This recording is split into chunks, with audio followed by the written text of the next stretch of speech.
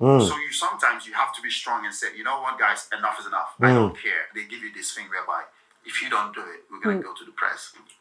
Oh, that is blackmail.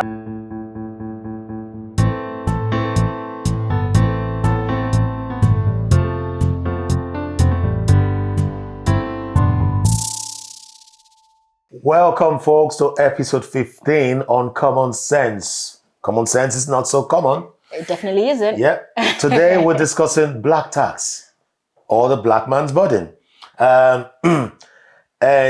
Please subscribe to our channels on YouTube, Instagram, WhatsApp now, and X, and follow, share, please, and get engaged with the comments, and let's hear your opinions as well.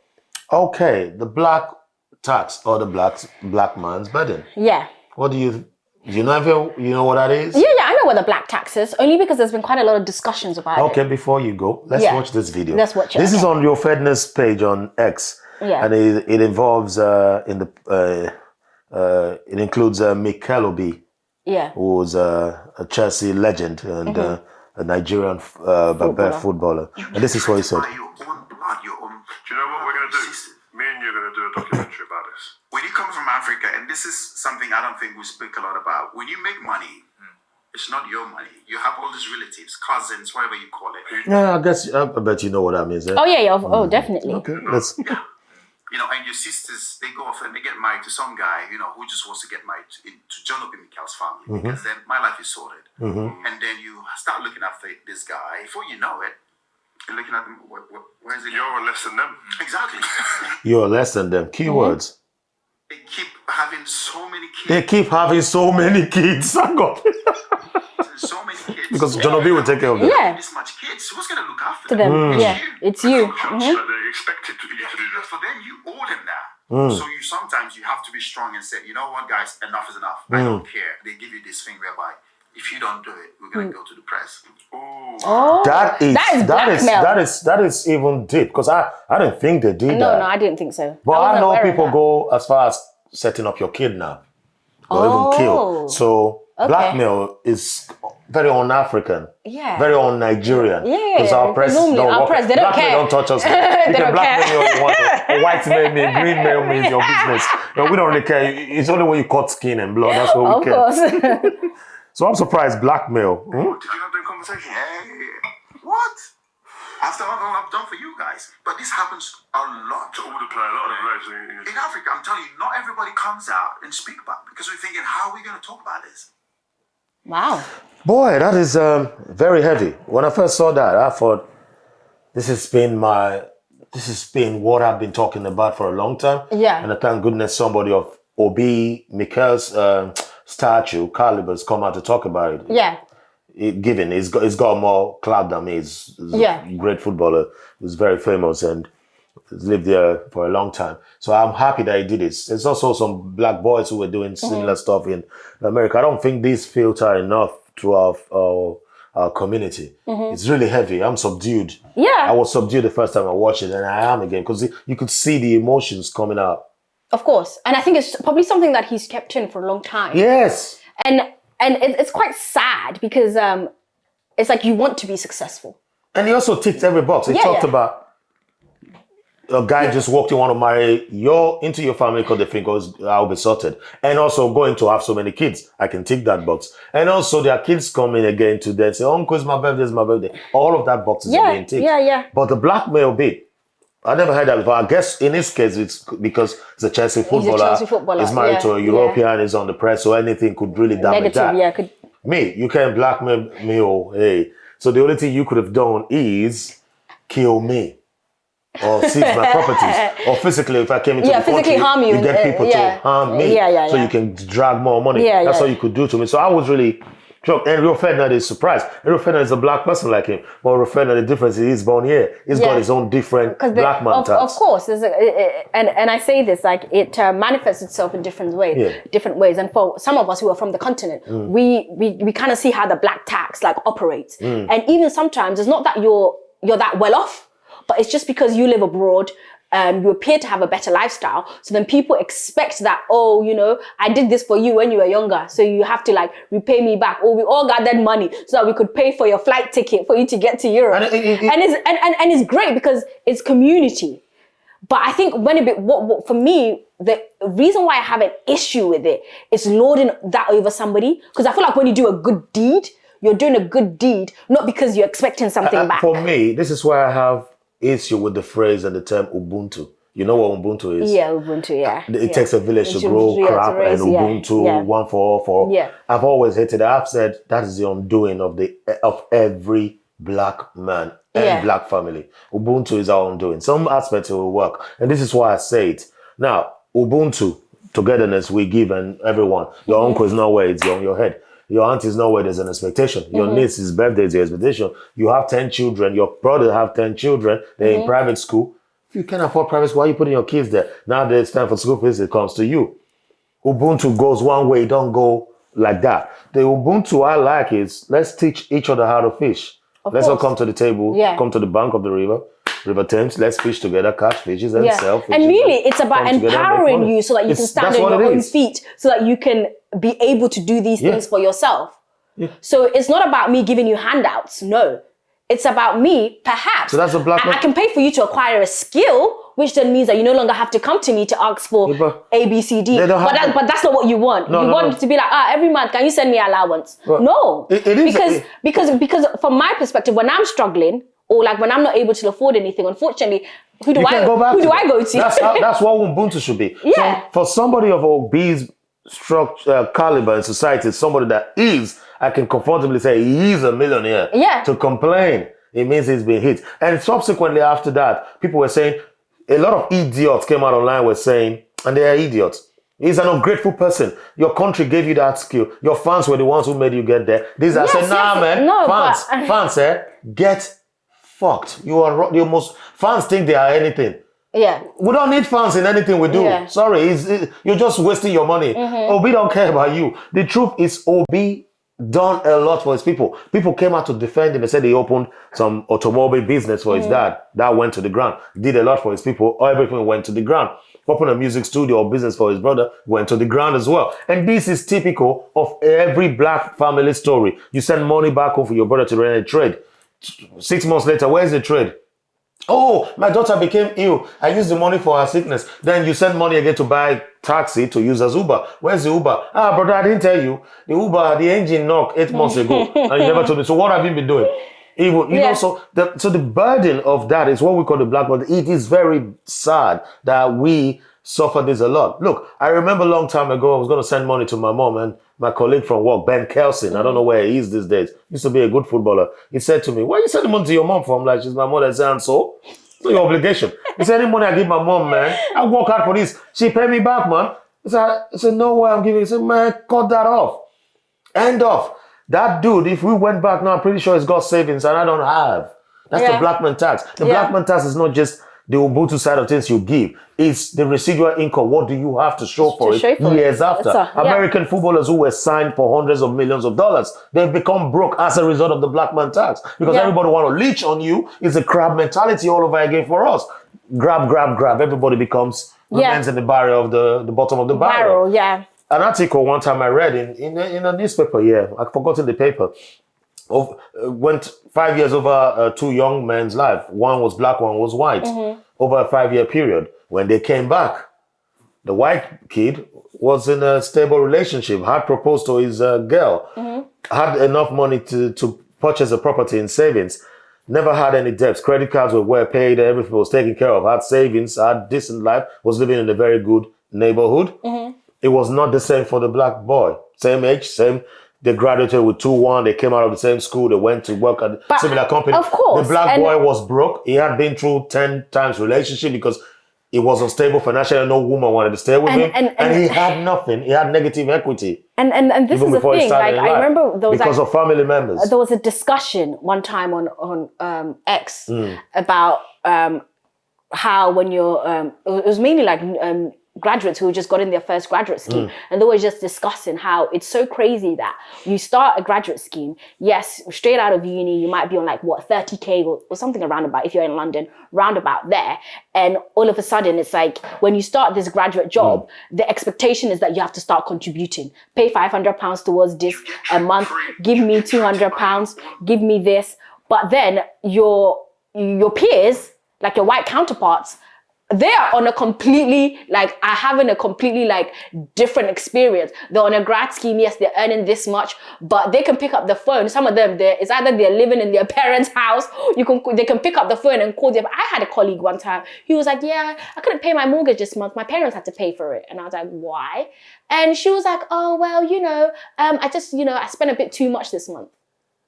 Now I wanted to show having that security and being able to fall back. Yeah. And sometimes you're literally starting out in the same job, everything, but in a few years' time, they're so far ahead financially because for them, regardless of where they're from, there's this mentality, there's no expectation for them to make it and come and look after the whole family. I wanted to read some comments out for you. It's for you to make it, and essentially, even if your parents don't have that much, their mindset is that they want to leave something for you.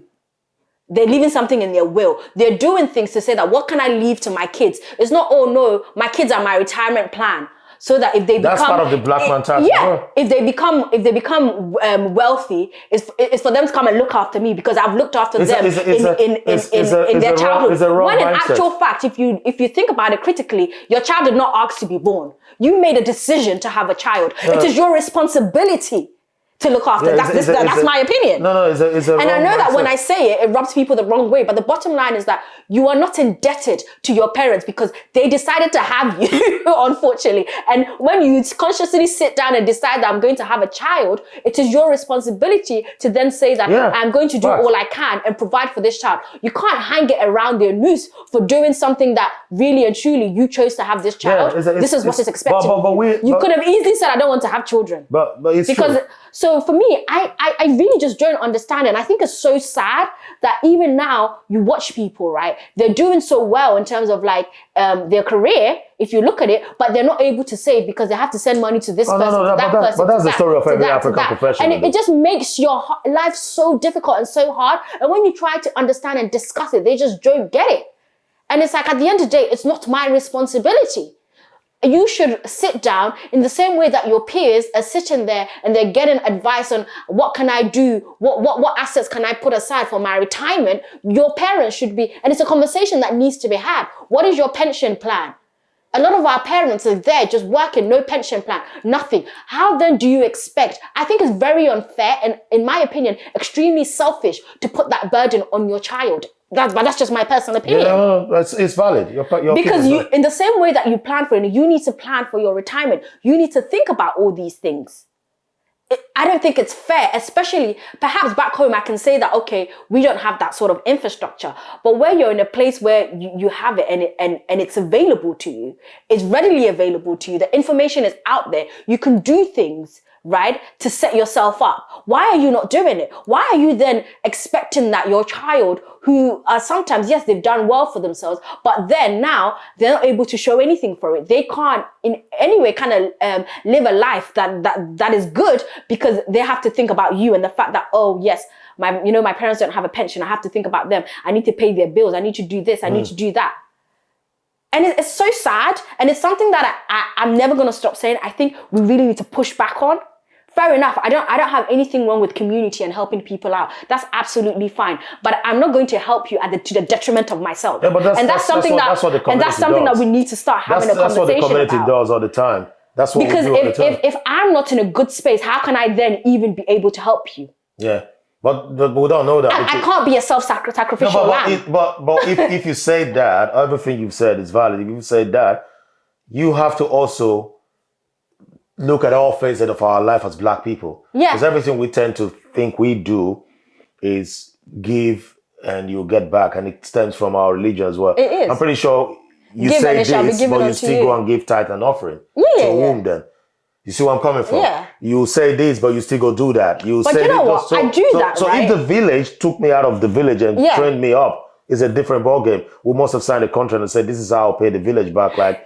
It used to happen. No, it don't happen. Yeah, so I the village know, used to send a teacher to London, study and come back and be the only teacher in the village. In the village, teaching everybody because the I village agree. contributed. So Contributed to Ubuntu your is not fees, all bad.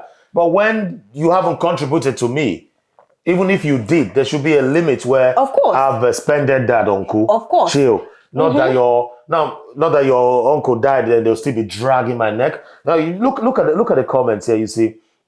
I like what this person said. He said, only God is El Shaddai. And if you try to put yourself in that position, you become El Shaddai. Yeah, that's a good one. I like that. And a lot of people are saying, so this one said, make eyes don't see shaggy. Some are saying, it happens a lot. And this is the bane of the African community, And some saying he's lying. And some say this is very apt.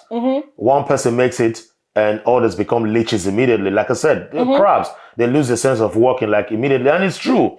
And this is the bane of the black man community. Yeah. Whether it be from the Caribbean, from America, from Nigerian community, Ghana, the black man community is the black man tax. Yeah. And it needs to end. It does. Folks back home need to know our loyalty. It goes like that. It doesn't, the sense of entitlement needs to end. Oh, yes. I don't owe you nothing. I didn't bring you into the world like you said. Your mother and your father decided to fuck and bring you to the world. It wasn't my fault they had that. Yeah. It was seriously not my fault that I have younger siblings. It was the idea of my dad and my mom. And I did say, like you said, my dad and my mom made no plans for us. My dad wasn't in my life anyway. So my mom made no plans. Whether he was in my life or not, he didn't make any plans because I would be ripping from that. He didn't. So, but my mom, we became our retirement plan. And we carried that burden forever. And not just that, I inherited our children as well, whether older ones and younger ones, because it's just been our bane, it's the way we grow. Yeah. That trend needs to break. Yeah. Because the truth is, an empty drum can't keep pouring out. No, it can't. It makes the loudest noise. I might look good. I'm in an environment that I look good because I got steady water flow. I got electricity. I'm not stressed out like the Nigerian type of stress that will make me look bent and unkempt. It doesn't mean that I'm balling, I'm swimming in money. Even if I was swimming in money, it's still my money. I made it. I got bills to pay. You wake up, London, you pay bills. You don't have anything to pay. So for Obi to come out and be crying, he's done us a big favor because this is what we've been saying for a long time. He needs to stop. And when he came out and said, I said, God, thank you. Somebody's finally spoken for us. The black man tax need to end. Yeah. Because we're taxed already by the royal family. It's enough. Her Majesty God, they want to kill us. So please, our family is back home, whether you be from Nigeria, Ghana, the Caribbean, please, it has to stop. There's need for understanding. Yeah, there is.